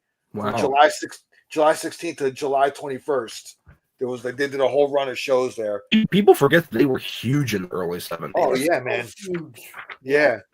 So yeah, it on the calendar here. There's a calendar right here. So I'll just go real quick. Yeah. This will bring you back to 1973. If you know anything about early 70s, Peggy Fleming, a concert on ice. Peggy Fleming was one of the top ice skater. Olympic one too. She did a whole week worth of shows. Bob Hope and the Supremes. Awesome. Did a whole week worth of shows. Glenn Campbell the next week. And then Benny Goodman, Jerry Vale, Henry Mancini. Mm-hmm. Then it's the Carpenters, their whole week worth of shows. Preservation Hall Jazz Band. Weren't you just talking about that? Yeah, yeah. So that was one of the shows there. Johnny Cash did a whole week worth of shows there. Jerry Lewis and Barbara Eden. That's crazy. Liberace, man, did a whole run of shows there. Barbara Eden. And Al Green. Yeah. Al Green. So, dude, looking at this, I was like, wow, dude, this is It's crazy. And then look, cool. There's a picture of Don Knotts. Why not? This is great, man. I It was mean, really like when I big opened this up and I saw this, I was like, what a time capsule, man. Yeah, You that's know? awesome. And that's a cool it's actually a cool tour book, man. You know? That's awesome. Yeah. It's got like cool pictures of them in here. There's Karen. Yeah, man. Yeah. Well, what a great That's a great one here, man. The two of them there. So yeah. You know, that is so cool on the way that they worked together. You know, he did all the arrangements for her voice. Yeah. And wrote stuff. And of course they did, you know, covers and all. But my favorite songs are the ones that Richard wrote. Yeah. Yeah. Yeah, those are really good songs. She had there was another album that she has of it's I think it's Peggy Lee. And in the album, I guess she wrote to Peggy Lee, and Peggy Lee wrote back to her. She wrote like a fan letter to her, and she actually got a response back in the mail. And there's a letter in there from Peggy Lee signed by her. Wow, and that's everything. cool. It's amazing, man. I think Peggy Lee's still alive though. She didn't pass away yet. Yeah, I think she is too, because she worked a lot when she was very, very young. Yeah, people don't realize how young she was. Like when she got famous. Yeah. Oh no, she did. She passed away. Did she? Or did she? 2002. Okay. Oh, wow. Okay. Okay. But Yeah, so yeah, it's cool. There's an actual letter in there written by her, man. And again, like going through her albums, I saw, you know, like some of this stuff was just kind of cool. She'd like slip in. I guess she'd cut out articles of the band or the artist and would put them in there and really make like this kind of really cool, like almost like a scrapbook kind of thing, you know. And I have all her vinyl. I never got rid of any of it because it's my wife's aunt, so it's kind of like very sentimental to her. So I inherited her vinyl. I inherited my wife's her stepdad's vinyl and things like that. And that stuff, I'll never get rid of that stuff, man. You know, really cool stuff. So, I mean, her dad was really into like disco. So I have a lot of disco. I mean, I could have pulled out Village People and shit like that, man. You know, I have that in my collection too, you know? So I like disco too, man. I'll just some disco I like, you know? So anyway, go ahead, Andy. Yeah, my last one, and I hope we're going to do some honorable mentions because there's some stuff. I have a couple down here. I didn't really pull anything out, unfortunately. That's all right. I'll just run through mine. Yeah. Whatever. Yeah. I'll go through mine quickly. But this reminds me of my childhood. My grandpa had this on cassette, and he would play it constantly on Sundays when we were over to his house for barbecue.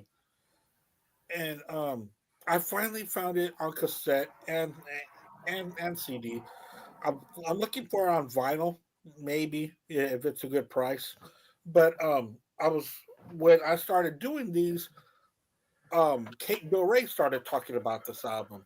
I was like, oh wow, you like that album too? So this is a collection of songs that are in traditional norteño, which is Spanish folk songs, and they're sung by Linda Ronstadt. Oh, okay. The album is called Canciones de mi Padre, which is translated Songs of My Father. Yeah. And it is, her voice on here is just amazing. I still get chills when I hear her hit those mariachi notes. It's amazing. So this reminds me so much of my grandparents and those wonderful barbecues we would have in the mid '80s, and this was being played. And so you have that on CD? Yeah. I got this on CD, and I also found it on cassette. Since my grandpa had it on cassette, I wanted to get it on cassette too. Yeah, and I found it that way as well. But this is the CD one. If I ever find it on vinyl, man, it's yours, bro. Yeah, I know. I've seen it around, but it's pretty expensive. But they are expensive. Okay. Yeah. I was gonna say I just looked on Discogs. The cheapest one was like $40-some. Oh wow. Oh, okay. Yeah. But what year did that come out? In the 80s? Yeah, it was like 85, 86. Gotcha. I'm I trying never to thought of see. Linda Ronstadt like singing that kind of stuff, but Yeah. yeah. Well, she's Hispanic. Okay. Yeah, yeah. Rodstad is just her stage name. Yeah. Okay. Um, I'm not too sure if she's from exactly where she's from, but she's American. She's American. She's a Mexican American. Oh, Linda okay. Ronstadt. So this was the first of a couple Spanish only albums that she made because this was such a big success for her. And in Yeah. fact, my mom's only been to two concerts in her life, and she took my grandma to go see her on this tour. Oh, I wow. remember being like 10 or 11, and it was a big deal, that she came to Corpus Christi, and my mom and grandma were going. I remember the excitement that everybody in the house had that they were going to go see her on this tour. So this always holds a special part for me. Pretty cool. Yeah, yeah, it's pretty cool. All right, honorable Uh, mentions. I don't think Joe has any, but All right, go, Joe. I mean Al. um, well, this always. I mean, I've always liked. I've always loved ABBA. You Yeah, know, ABBA's a great. I mean, some of the best '70s pop around. We always Ralph Vieira always posts stuff of it. But as a kid, I mean, I listened to a lot of ABBA too. My parents had this album here, the greatest hits, and then since then I've gotten a lot of their albums, like individual albums, because it finally crafted, you know, pop music, some of the best ever. So I have um, their whole discography on vinyl and CD. I mean, they're one yeah, of my favorites. yeah, they're awesome, man. Um, Again, I don't like too much modern country, but I do like the Zach Brown band. I've okay. gotten to see him live too. He mixes rock. He does like rock covers. He's done like Soundgarden. He's done, Metallica in concert. Stuff like that. Just great guitar player too, man. He's phenomenal actually. And again, like as a more modern, country act, I like him. He's not like that bro, like kind of like he's Yeah, got sentimental, like he's got heartfelt songs and he's got fun songs, party songs, but like not partying, like he talks about being on the beach and stuff like that. It's great stuff, man. So I like listening to him in the summertime. and Raymond just said he also photographed Linda in '79 or '80. Oh, Raymond, Yeah, yeah. yeah, that was her height of her popularity. Beautiful woman too. The Beautiful. rest, the rest, I've really took on it. I've talked. I mean, they're not really not a surprise, but I mean, I love Stevie Wonder. You know, Oh, great album. I mean, Yeah, and I've talked about Depeche Mode too. I mean, they're not like guilty pleasures or anything like that. I mean, right. I fully endorse. I've talked about them on my channel and shit like that. And I posted this album up. When I listen to it. I mean, you gotta love some. I got to see Stevie Wonder a few years ago, and he was fucking awesome, man. In concert, he played like Yeah. over 3 hours, man. I mean, it was Oh insane, wow. insane. But I mean, and I think that he did this whole album live. Wow. Oh This yeah, whole that was album, his. which is a double album. So I Yeah. mean, Yeah. there you go. So he did this, and I'm glad I got to see him at least once. And he's still alive. He's not dead, but I very rarely hear him touring. You know what I mean? So, you know, Yeah. that's Um. what I got. On my other podcast called Three Shots Down with Kate DeRay and Jerry Soupy. On my shot last week was doing I did about a 40 no like a 35-minute Stevie Wonder show. Oh, cool. Yeah, because I Stevie's did great, Stevie man. Wonder, Kate DeRay did Buddy Guy, and Jerry did Tracy Chapman, Oh, who okay. did it for Black History Month. Oh, cool. So Yeah, so nice. so since it was about Black History Month, I talked just a little bit about Stevie Wonder's music. I kind of focused more on his social work and all the different awards he got for his humanitarian work that he's done for this country and for around the world, and for all the work that he's done for not just black people but for all races around the world. So Stevie Wonder is a fantastic man. Everybody knows I love the Beatles. Everyone that watches this show knows I Of love the Beatles. course. Everyone I've ever met knows I love the Beatles. But I really like George Harrison's Indian type of influences. So I got Ravi Ravi Shankar Shankar. live in New York. It's just so good, dude.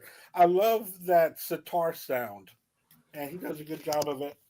Um, I love doo-wop music, and this is one of the first doo-wop bands or singers ever. The Fabulous Ink Spots, Hmm. really good. Like the doo-wop out there in New York City, or out there in Harlem. Really good stuff. Um, Also, this is Forever Ago. It's a really good compilation, Women in Jazz, which this focuses on Ella Fitzgerald, Billie Holiday, Lena Horne, and of course the great Sarah Vaughan. I love Sarah Hmm. Vaughan. She's so smooth with Amazing her voices, vocal man. delivery. Yeah, so smooth. Just a couple more. Of course, we talk about jazz, and of course, you gotta have Louis Armstrong and everything you have in your collection. Louis Armstrong. I've got about I've got an album of his. I've got Hello Dolly and a couple more of his CDs. And the great Jerry Seinfeld. I'm telling you for the last time on CD. It's some of his favorite bits. My daughter's started watching Seinfeld and she's like getting Oh, into it really? now. Yeah. And when I tell people that when you're watching Seinfeld, you need to really get to Seinfeld because it's funny because of the characters and and the people that they are. So it's funny even if you don't think it's funny, but it is because of that character that they're playing. Yeah. And of course, the last one that I pulled out is going to be Harry Belafonte jumping Calypso. Um, Back in the 50s, this man can do it all.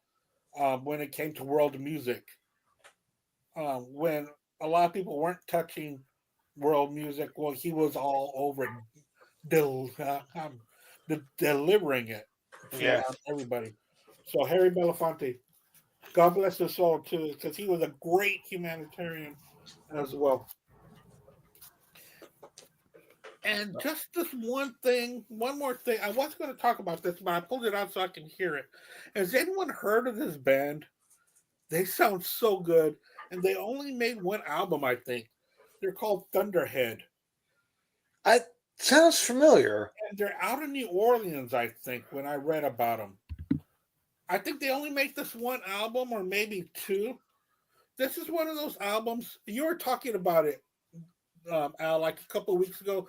Like when you're looking for a album, and you look at the cover and the name of the band, you're like, you know what, I might like that, you know. And then you take it home, you're like, yeah, that's exactly what I thought that this would sound like. Yeah, if I And saw that in a thrift shop, I'd probably buy it. I mean, just on the name yeah, and the, yeah, and the way that it looks and stuff yeah. like that. And also, it's a it's also a promo as well at Oh, that. it's a white label promo. Cool. It's a white label promo, and then it's stamped right here. You know, Raymond's asking if they're from Germany. Are they from Germany? no, no, no. I think Raymond. When I looked them up, I think they're from New Orleans. Oh, Yeah, Thunderhead. yeah. The Okay. Thunderhead. If I'm right, I think they are from New Orleans Okay. because their names sound Cajun. Oh well, they could be French too. I don't know. Yeah, so I thought that was pretty interesting, and I pulled it out just to hear it. So, but I thought that I would mention it. All right, guys. Anything else to mention? No, that's it for me. All right, Joseph. All right. Thanks a lot, everybody, for watching.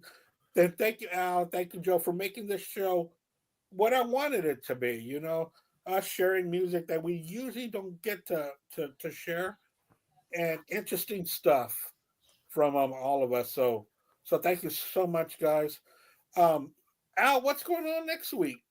I'm toying with the idea of doing, since we're like now in March, which is the Yeah, third month of the year. I was yeah. thinking about doing power trios, but with a twist from two. I don't know if I'm going to do from the 1990 and beyond, or 2000 and beyond. So that kind of cuts out a lot of like power trios from the 60s, 70s, 80s, You know, it's not gonna Russians are gonna be in there or anything like that. I think I'm just gonna might do top 10 power trios from maybe the 2000s and beyond. You know, Okay. yeah. So might it might be interesting to pick 10 from a little more modern, but there's a lot of power trios, man, a lot of 3-man bands. So Raymond said that they're an American band based in Germany. okay, Thunderhead. Yeah, I gotta check them out, man. Yeah, but yeah, I'm toying with that idea. I don't know if it's concrete yet or not, but I'm thinking about that. So all right, cool. So something me, man. I like to think of like each month. I like to do a theme. So yeah. Anyway, I mean, Joe, you're always welcome to be on if you want to do it or not. But I'll let you know if I'm going to do it for sure. And it's going to be on Tuesday. So I was like, yeah. Unfortunately, usually Tuesdays don't work for me. Oh, Tuesdays don't work for you. Yeah. Okay. All right.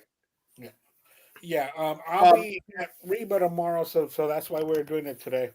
I'm actually Wednesday. I'm going to the Strawberry Festival here in. They have it every year in Florida, and they have concerts every night. I'm going to go see the Ultimate Leonard Skinner tribute band, which is Leonard Skinner.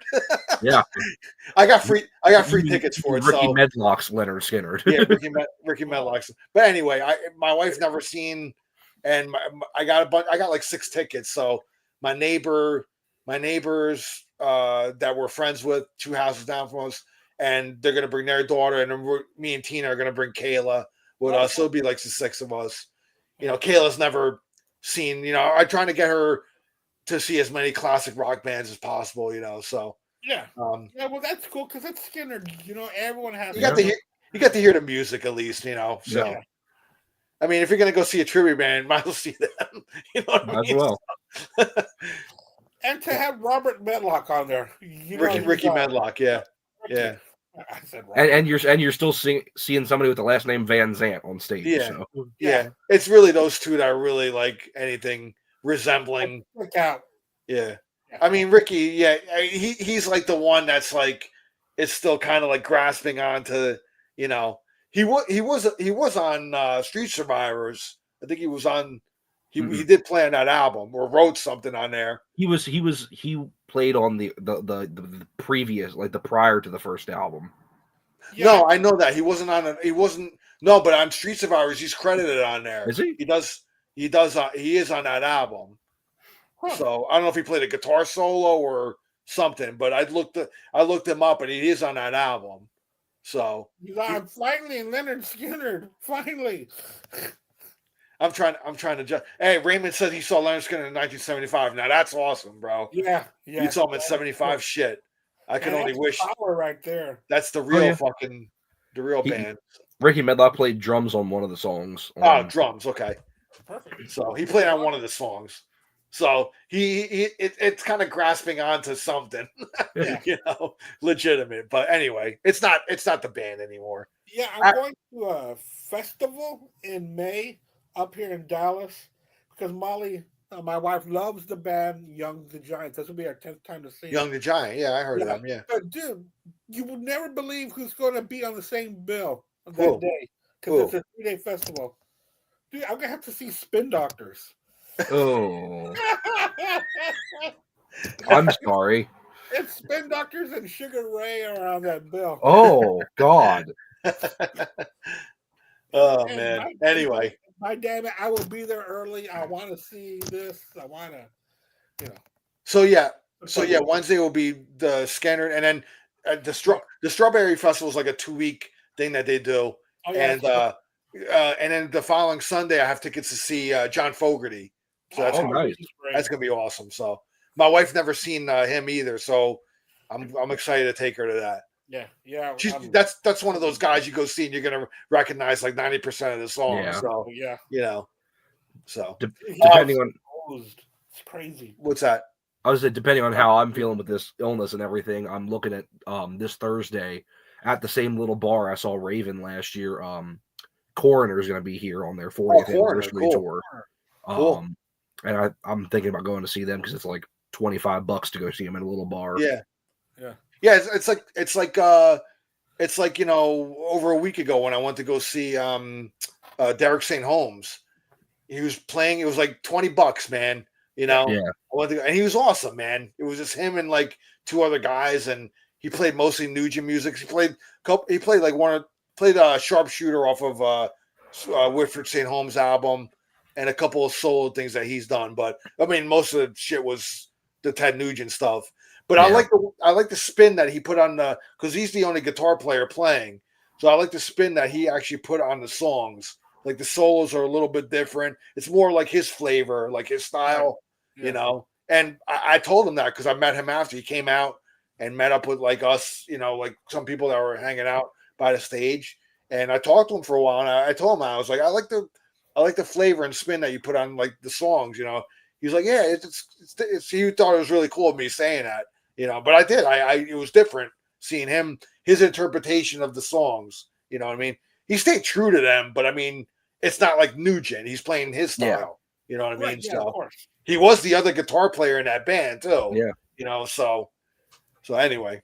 But it'll be cool to see Fogerty on Sunday. So yeah, if you guys go to your shows, man, have fun. You're going to see what, Reba McEntire tomorrow? I'm going to go see Reba tomorrow, and then on Saturday, I don't know what kind of bands are going to be. It's called